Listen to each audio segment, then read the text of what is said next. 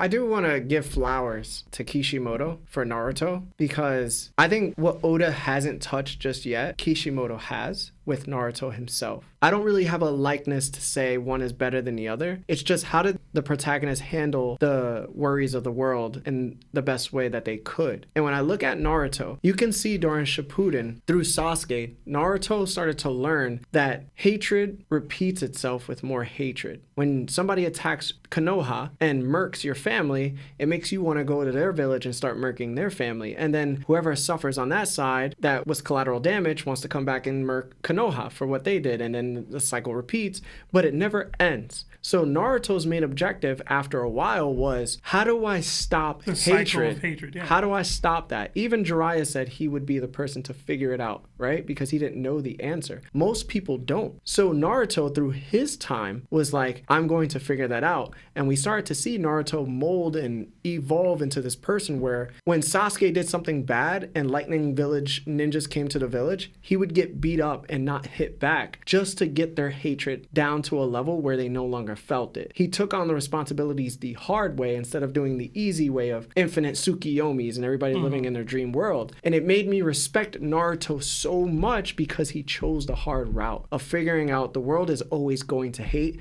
but I have to walk in front of people instead of walking over people. And I think that makes Naruto a great protagonist for his world. So it brings me to the question, when are we going to start feeling like that with Luffy? That he needs to start being the answer or having an answer. Yes, but start confronting the answer. Or is the answer of him just not paying any attention to the problem, him just living his life? And I think that's when we're going to start having that discussion about what is Luffy truly the embodiment of. I don't want to feel at the end of One Piece that his embodiment is ignorance is bliss.